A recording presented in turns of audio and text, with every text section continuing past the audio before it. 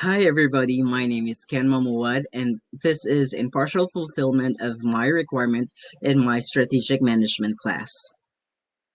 Now, after figuring out the purpose of your business and how you can compete in the market, it's time to plan out your functional level strategy. Each area of the business needs to be tied down to a functional strategy so that each team can have specific plans and work toward the main business goal. There are three main levels of business strategy, which are the functional level strategy, the business level strategy, and a corporate level strategy, which is at the top tier. So this is from lower to higher tier. Each of these strategies has its own functions regarding business operations, and they are all related. The functional level strategy determines the daily operations. It supports the execution of business level strategy and corporate level strategy.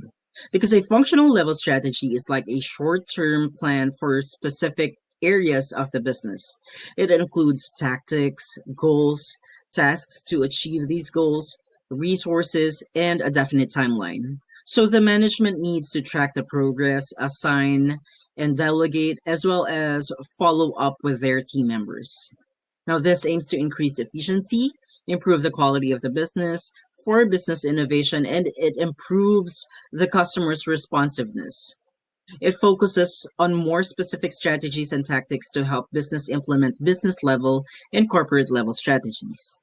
For example, if your corporate level strategy is entering a new market and a business level strategy is increasing your brand exposure on social media, then a functional level strategy for the marketing team can be creating a social media marketing campaign for that specific market.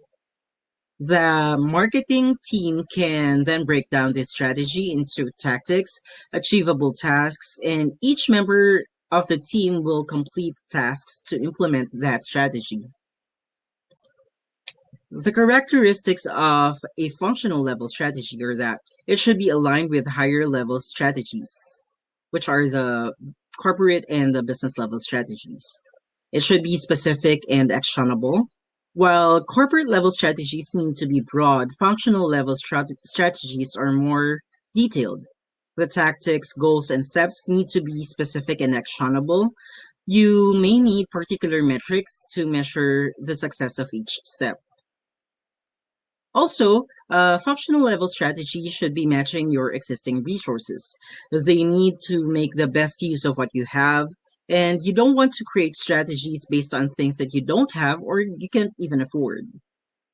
And lastly, it should be measurable so that you can monitor your progress and make adjustments accordingly.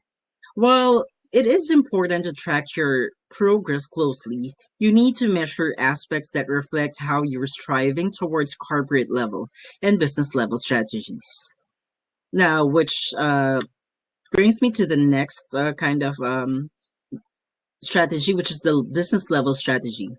This connects your corporate and your functional level strategy, breaking down the big plans into specific actionable strategies and tactics. As Hale and Jones have remarked, the business strategy consists of plans of action. It's strategic managers who adapt to use a company's resources. Additionally, managers change distinctive attitudes to gain a competitive advantage over their rivals in a market.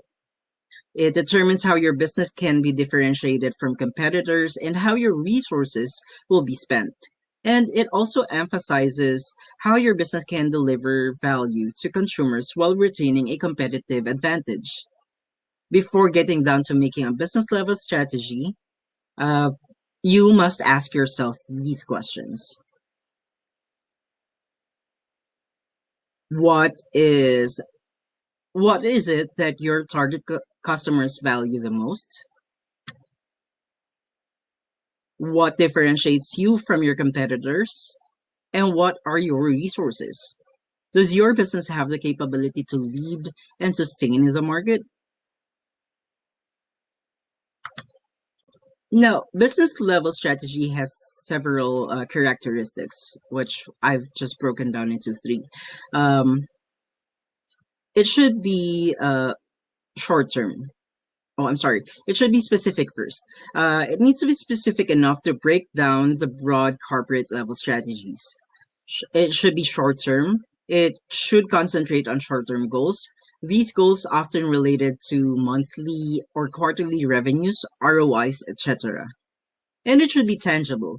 Business level strategies are often simple and tangible, not as abstract as the corporate level strategies.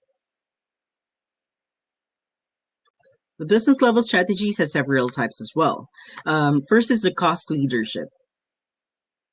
You try to become the leader regarding costs in your market or industry to gain the competitive advantage. Now, you can reduce costs and charge industry average prices to increase profits, or you can even reduce costs and charge lower prices to increase market share. This strategy can bring a greater advantage in pricing. Low costs ensure businesses are less vulnerable if suppliers increase prices based on buyer strength.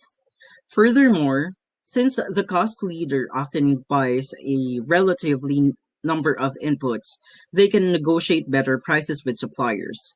The cost leadership strategy isn't that simple to carry out because there will be other producers who charge low prices and competitors who copy what you do. Some ways to cut costs includes control cost rigidly, invest in technological facilities to produce more at a lower cost, and to upgrade the efficiency of logistics. And lastly, is to find low cost materials, just like labor and the materials. Uh, Again, to find low cost resources. One of the examples that we have was the Amazon. S- it, Amazon successfully uses this strategy to attract millions of customers while receiving high profits. Their prices are low and competitive. There are no physical stores, which reduces a huge cost. And their logistics are modern and effective. The second type would be differentiation. It means that you try to be different from your competitors. There might be many factors affecting how you can be more attractive and unique. This includes brand image, functionality, design, location, and the customer service and support. This strategy requires you to be more unique and innovative, for you to upgrade the quality of your products or services, improve the customer service experience, and enhance the marketing and sales to make customers aware of the differentiated benefits they can get from using your products or services. Now we have the third type, which is which is the focus strategy. This strategy requires a company to focus on specific niche market and serve only that niche.